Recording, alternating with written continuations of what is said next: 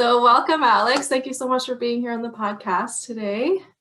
Yeah, thanks, Sharla. I'm really excited to be here. Yeah, awesome. Thanks. I reached out. It wasn't so long ago. That's my tendency is to kind of ask a last minute, but I'm going to get better on the planning. So yeah, that's all good. And I often, like with my previous guests, because I know I've known people personally, and same as you, we met a few years ago, and I was just trying to think, like, I don't even remember how we met. I think I just contacted you out of the blue. I saw you on Facebook somewhere with, your coaching and things like that. And we met for coffee in person once, and then we randomly bumped into each other, and it's been cool. Then we connected again, of course, by Zoom during the pandemic. Yeah, of course. Yeah, it's pretty much the regular now. Yeah, exactly. So to get started, I'm gonna ask you kind of what do you do now, and what brought you to be doing what you're doing now? And like I said, I'd like the long version if you can. Yeah, for sure. Yeah, I'll definitely share my journey, kind of what brought me here. So what I do now, I kind of coined myself as a mindfulness engineer. I like that. That's kind of what I've landed on. It's been an evolving process of clarifying and refining what I do and how I want to present myself. And what I do now is I help humble leaders create happiness from within and also expand their potential. And so that's what I do in a short version. And what led me to doing this kind of work and doing coaching, it's been really it's been a journey of self-discovery, going through my own personal struggles of wanting to tap into my potential, to tap into greater confidence and motivation and discipline in my habits. And I've always had this kind of yearning and this desire and this knowing that I had more inside of me to kind of put out into the world and to become something and to be happier. That was a big thing. Yeah. And what kind of, what happened, I guess, or what brought to those insights and to those realizations and to those reflections early on in my life was just going through the pain of feeling like I didn't belong. Mostly it kind of started like middle of high school. I was, smoking a lot of weed, and then at a certain point that kind of triggered, I guess, very deep introspection, a very heavy focus on what was going on inside of me. And then started to look at myself through a lot of different perspectives and everyone else's eyes. And I realized that wasn't really good for me. And I realized that weed was kind of disconnecting me a little bit from, being able to express myself openly without fear. And it kind of created a lot of, I guess, insecurity. And so I realized that I had to let that go. And once I let that go, I kind of lost my group of friends, my core group of friends, right? Yeah. And so that, I've always had friends, and I always, I was well known and, I was well liked in these things, but I didn't feel like I fit in anymore. I didn't know where I fit in anymore. When you stopped. Yeah, smoking. when I stopped. Yeah, exactly. Right. So I kind of lost that connection and that kind of, and that's really important at that stage in life, right? That's where you form your core group of friends, where you start to build your identity. You start to kind of figure out how you fit into all of the dynamics, the social dynamics and these things. And so that was difficult for me. And a lot of people didn't know, like a lot of people didn't really, I speak to, or I've shared my story with, old high school friends, and like, oh, like I never even would have known that, right? Like I didn't. Okay. So I was kind of struggling and suffering internally, but it wasn't really necessarily, it might have been shown, but, as other high school kids, I mean, they're more concerned about their own selves than, what, necessarily their friends are struggling with, or they might not be able to identify. Yeah. Or as aware as, an adult would, pick up on certain things. Yeah, exactly. Like my mom and my parents obviously kind of, could tell that, I wasn't necessarily happy or my normal self. And so that was kind of like the beginning of like my introspection, my kind of search inside of myself, to figure out why I'm feeling this way. Why am I, and so I created this story that basically like I didn't belong, I wasn't accepted. And so that was kind of like the story that kind of kept playing out as a result of my experience. So is this in your late teens? Yeah, that was like, late teens. So it was like mid high school, end of high school, basically. Like my last year of high school was probably like the biggest, the most painful, I guess, in terms of like completely letting go. Even though like I had a girlfriend too, like it was like technically I had everything a high school kid could like want. Like I had my own car. It was like a 97 Mustang. Like, you know what I mean? Like I was, quote unquote, like I was a cool kid, you know what I mean? Like I had everything, but inside I was like unhappy. So interesting, because when I think about other, like for today, for example, adults, they could have all the money in the world, all the cars, all the toys and everything, and still be so empty inside. And you realize that when you were a teen. Like I think that's quite extraordinary, because I don't think many people would get there at that age, to realize that. Yeah. So how did you deal with that at that age? Well, part of it was, I guess, trying to avoid it, maybe trying to numb myself from it. So I seeked a lot of validation and acceptance from my peers, which led me to be influenced by them. So that wasn't necessarily always a good thing. Ended up partying a lot, doing drugs and kind of that thing, that path. I always knew though that like it wasn't me. I knew that it wasn't the life that I wanted for myself. I mean, those experiences have taught me a lot, right? I wouldn't take them back, but it can be a dangerous path if you're not conscious of the consequences. But luckily I had parents and, that instilled good values, and like I was aware of that, this life wasn't going to be a good life if I kept kind of going down that path, right? So that was kind of how I dealt with it. I was numbing myself. I was partying, drinking a lot on the weekends, and kind of, and I kept smoking weed as well. Like I was on and off with it. And then I kind of continued to smoke it because, again, it was kind of like, it was deeply tied to my desire and need as a human being to be accepted. Right. Yeah. So it's like, if I'm part of the crew, if I like, smoke weed and drink and party. And so it was like, that story of I'm not accepted, I don't belong, was also feeding the negative behavior around my peers, right? And hence, I think that's what my big, I don't know, story or mission or something that really touches me and that I want to always talk about is kind of listening to yourself and doing what you want to do. But we have, like you said, we have this innate desire and need for acceptance and fitting in. So that's why when we try to step out of the norm, it's difficult. Yeah, for sure. And so that was kind of like my journey. And then like late 20s, I knew, so at that time, basically after I graduated college, I thought to myself, I was kind of in that pattern of partying every weekend and all this kind of stuff.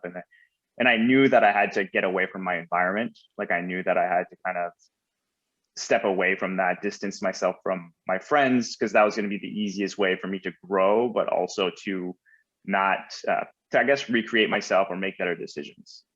And I always wanted to live in a different city and kind of, have that experience. So that was like me listening to myself, right? It's like, I knew that I had to get away in order to change and grow.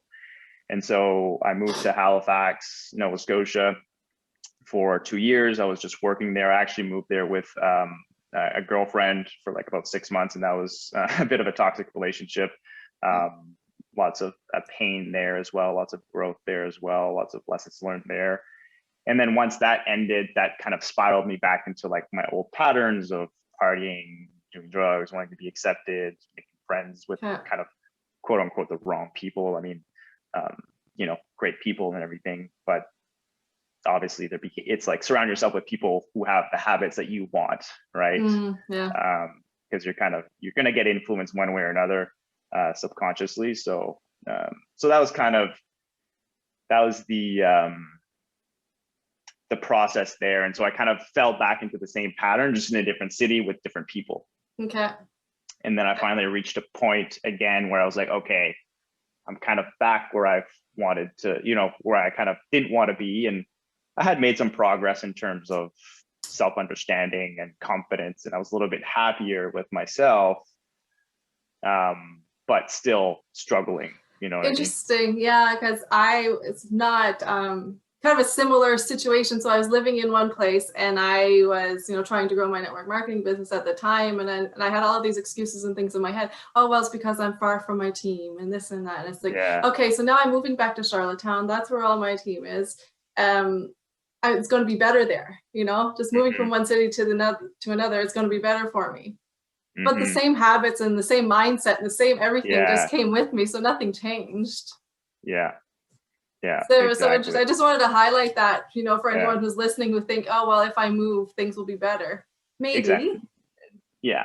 But you've got to change, what's up, your mindset, your thoughts and your habits, right? Like you said. Yeah, exactly. It really comes down to like changing your internal dialogue, and getting clear as well of like increasing your self-awareness. And by that, I don't just mean being aware of, self-awareness has so many layers, right? I mean, the way I kind of see it is like, once I got clear on my values, once I got clear on what I wanted, what I liked, what I was good at, what I enjoy, like once you kind of gain that level of self-awareness, then it's easier to direct yourself instead of being directed by others or your external influences. So it's kind of creating that internal compass, that internal GPS, to be able to direct and guide your decisions in your life. And so yeah, I mean, I think that changes in environment are great if they're done correctly,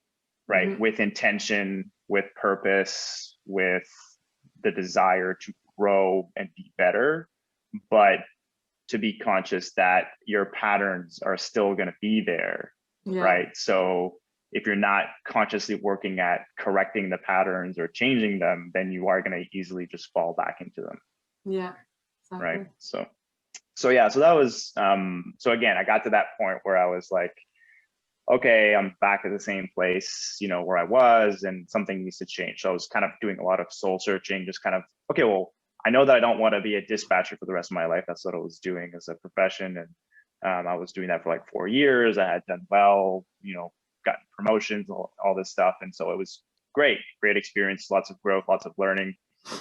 But yeah, I was like, what do I really want? Right. And so I kind of started to reflect on some of the patterns, like the breadcrumbs that were kind of trailing along my journey. And one of those things was because of my, internal struggles. I had an interest in psychology of how the brain works. I saw a pattern of my friends coming to me for perspective and advice. So like almost like counseling. Right. And I enjoyed being that person for them. I enjoyed, listening and guiding them or offering perspective or counsel, right? And so that directed me into psychology. I was like, okay, well, maybe I'll go to university, go back to school, get the psychology degree. And so that was kind of like the fork in the road.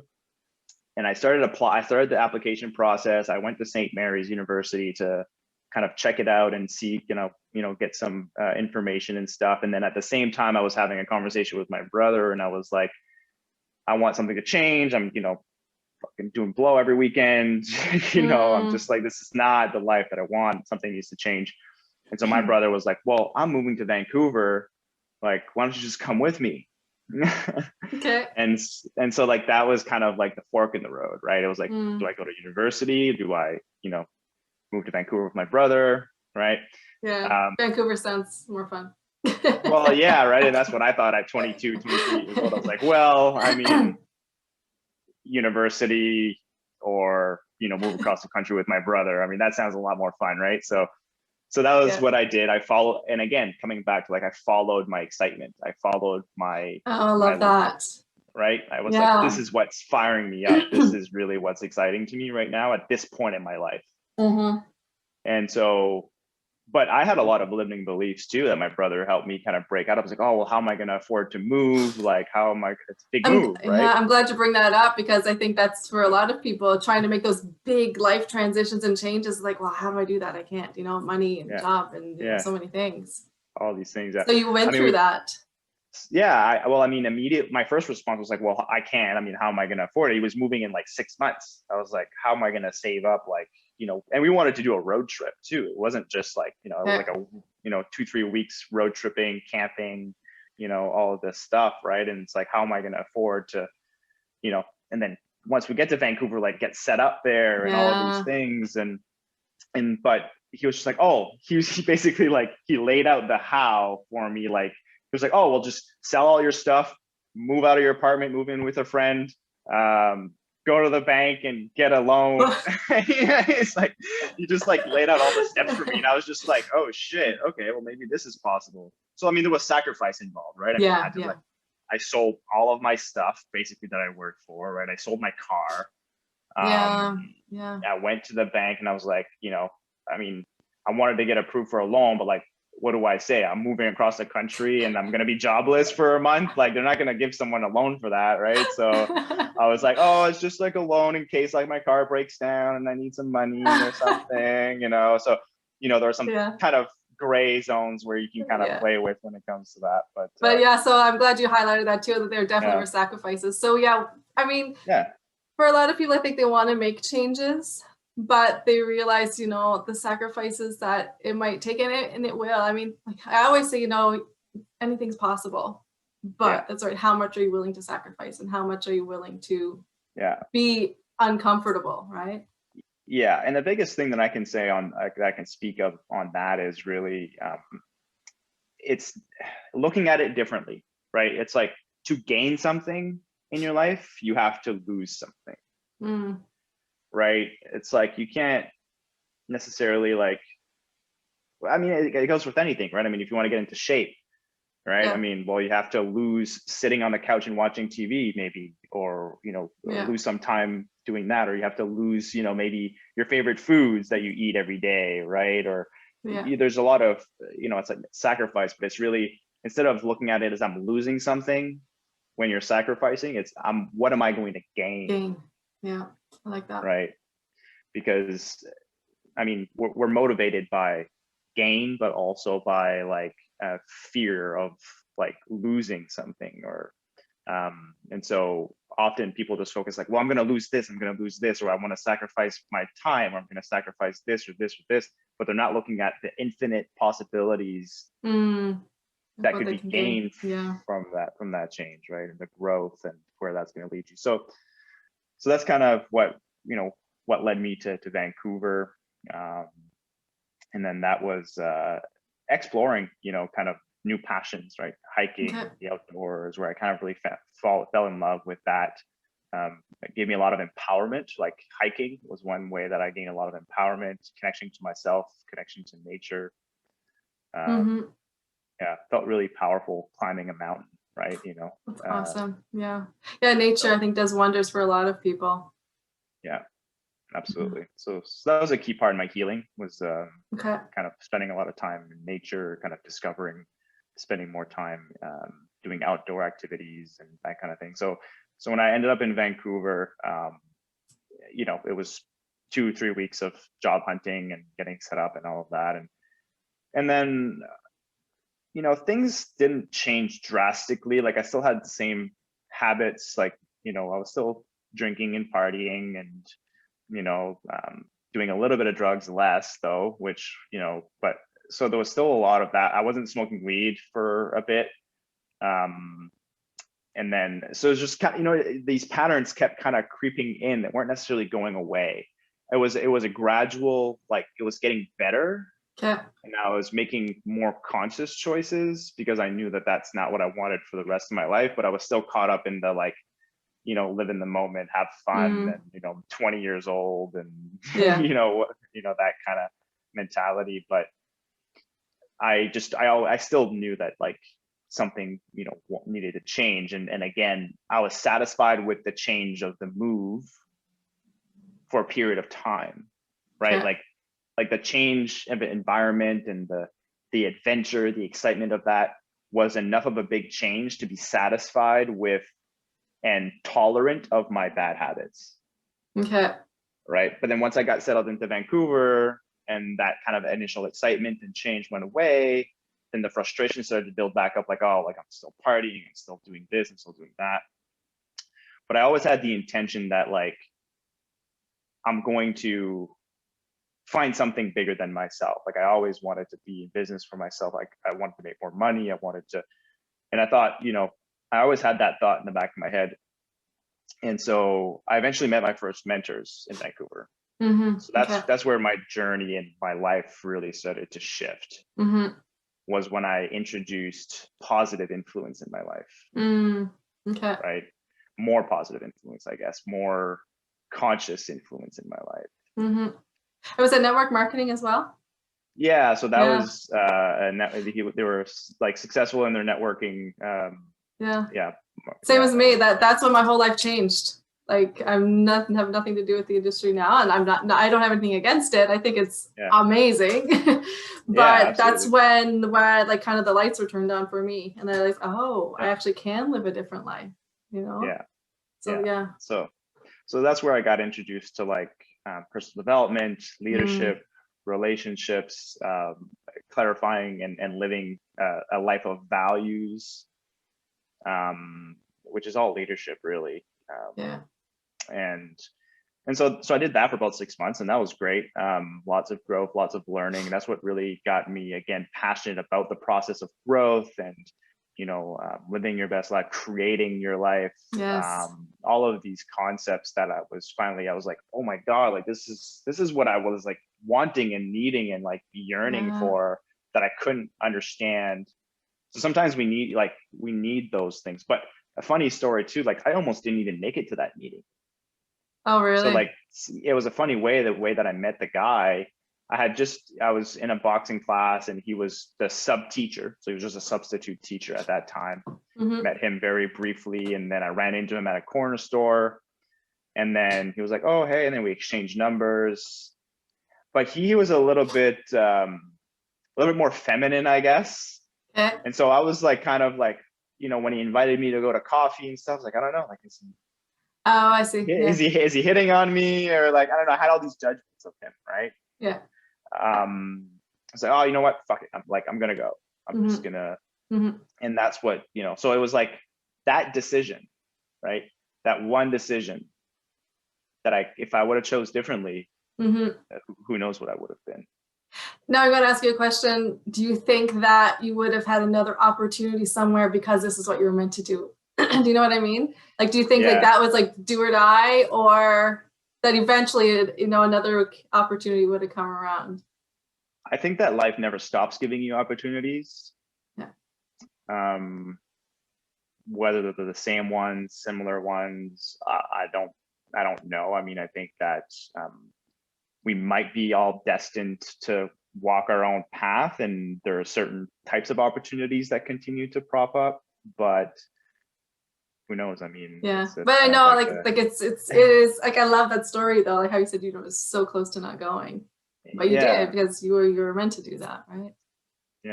So I think that there's always that guiding force within us and within life that kind of directs our path, but it's just most of the times we're stubborn. We don't want to change. We don't want to be uncomfortable. And so it's like, you know, at that time, like I was new to like networking.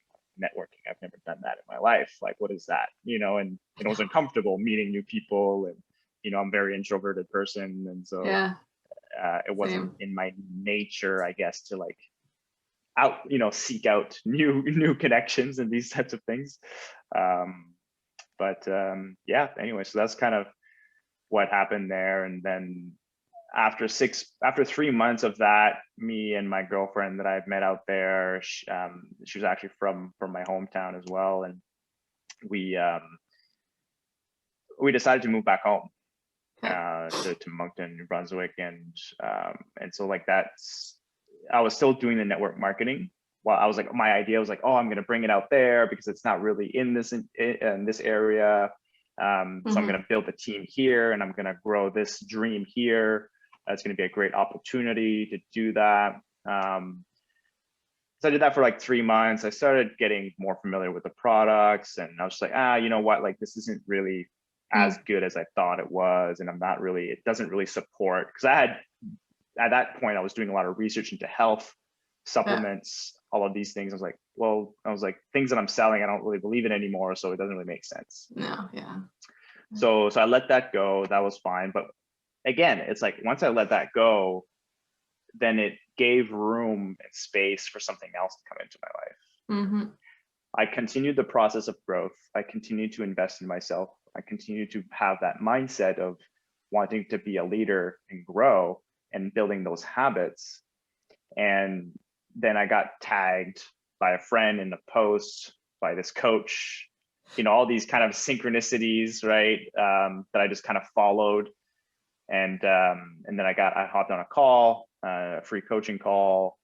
And then immediately, once I had that call, and then he had an offer where to be coached by him to become a coach. And I knew immediately after having our first coaching session, I was like, oh my God, like this is what I was looking for. Like, this is exactly like, so it was kind of like all of the patterns, all of the insights, all of the reflections and experiences that I've had all kind of lined up and kind of fell into place. And that's like when I knew that coaching was the path for me at that time. And so I basically took out my RRSPs, invested in the coach to be coached, to become a coach. And so like that's another thing. Like I listened to myself. I followed my excitement. I followed my bliss. I followed, and I took out my savings, my RRSPs to pay for that, to invest in myself, which is completely against the norm, right? Yeah, and I love that you keep saying that, you followed your excitement and you followed your bliss, because I'm sure there were so many things going on in your head, right? You weren't following your thoughts necessarily, maybe. I don't know, maybe you were, but I think when, a big thing like that comes up, a big opportunity, which is maybe a big monetary investment, it's like, oh my God, I can't spend this money on this. But did you have those thoughts and put them inside and just followed your excitement because you had this knowing inside you? There was so much, there was such a big knowing that it wasn't even really an issue. I just knew. So it was something else guiding me, I guess you could say, right? It was like there was something bigger than myself making those decisions. That's awesome. Yeah. So the knowing inside, is that something that you have kind of had very strong and present within you for a long time, or is it something that has grown over time, or have you been able to find ways to increase that knowing? Or can you talk a little bit about that? Yeah, I mean, it's strange, right? I mean, I believe that we're always being guided. I believe that the way to generate or to increase that feeling of knowing is to increase your level of knowing yourself, right?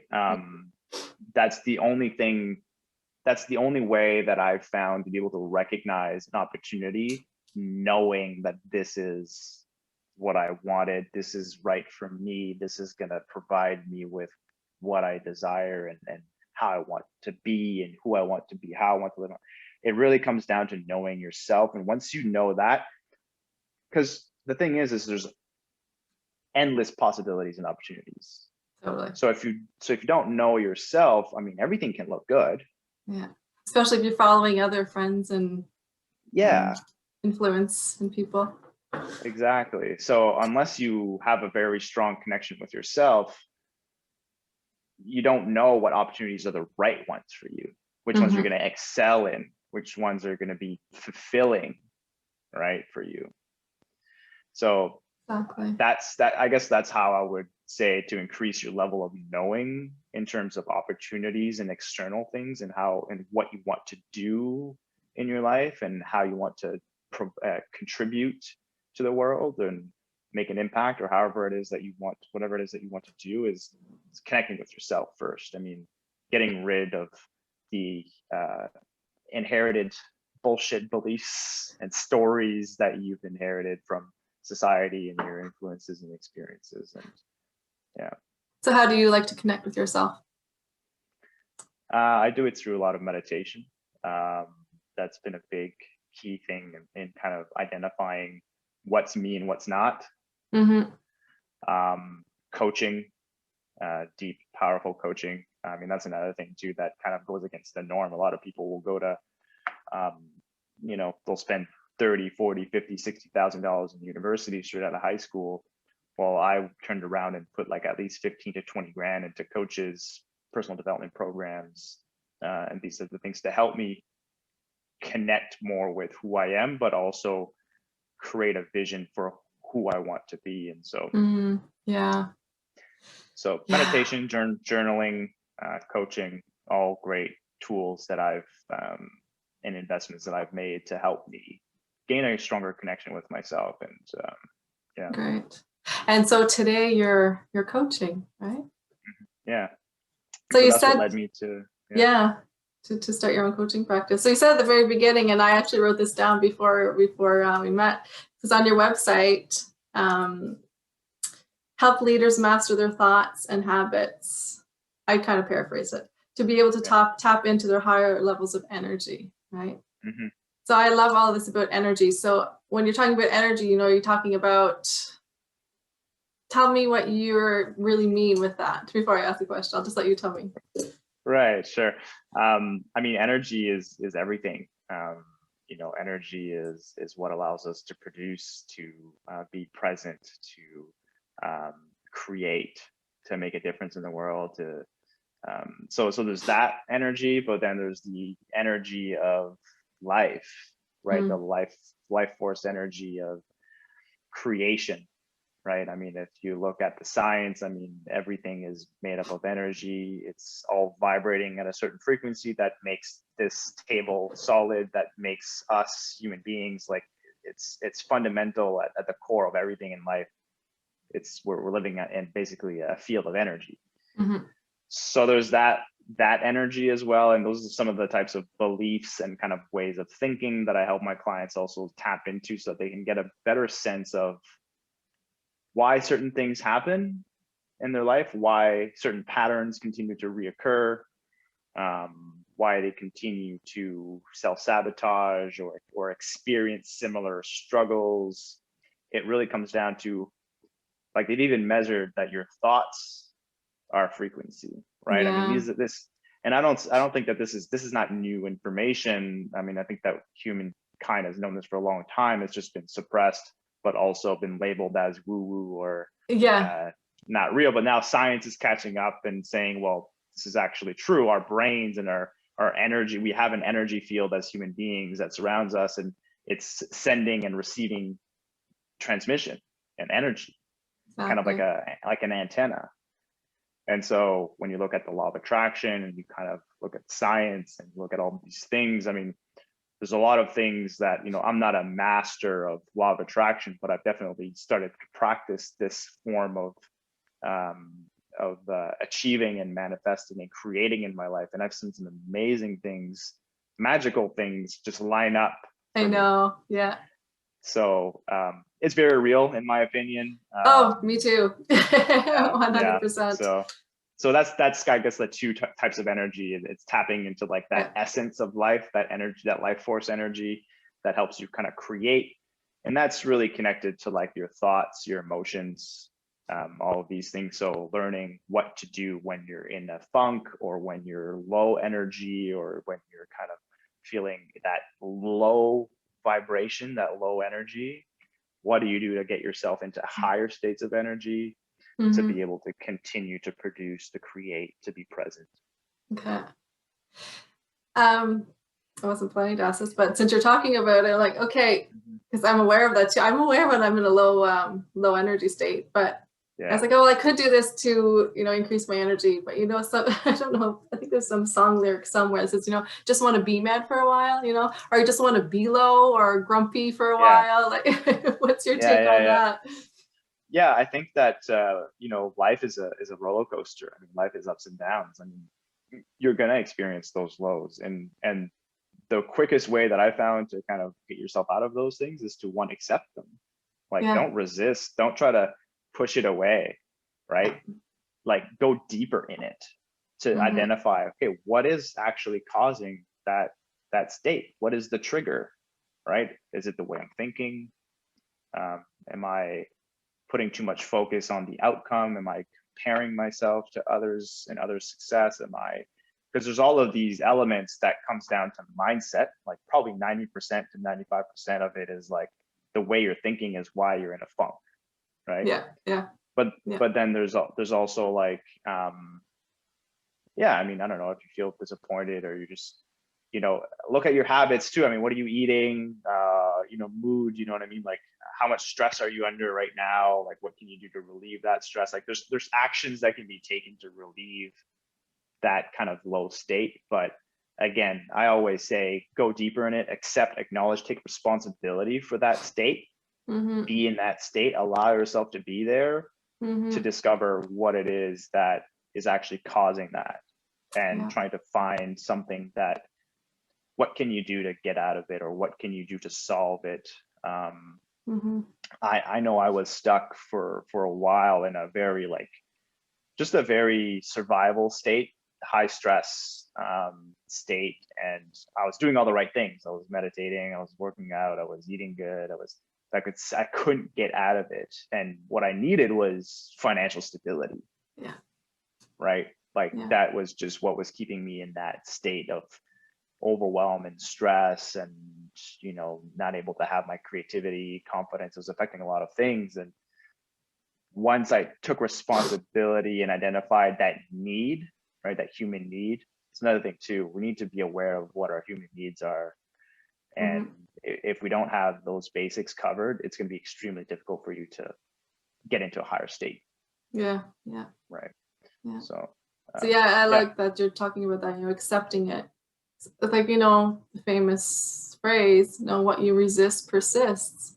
And I've felt that because this is my health issue that I've been having. I've been on this tangent for months and maybe years. I'm going to heal it. I'm going to heal it. I'm going to heal it. And then, the last few months I've been trying almost everything. And I was been resisting surgery. And as soon as I accepted that, okay, I'm going to have surgery, I was at complete peace. Yeah. Finally, I didn't. Okay, this is what's happening, and I'm fine with it. I like the shift in energy and my. Oh my God, it was incredible. Yeah. So yeah, for anyone listening who is kind of resisting something, or feeling those low negative emotions, or kind of the downer emotions, just like you said, accept it and go deeper in it, and take responsibility for what you need to do to take care of yourself, to be there for yourself. It's a big one. Yeah, either taking responsibility or playing victim, right? They're the two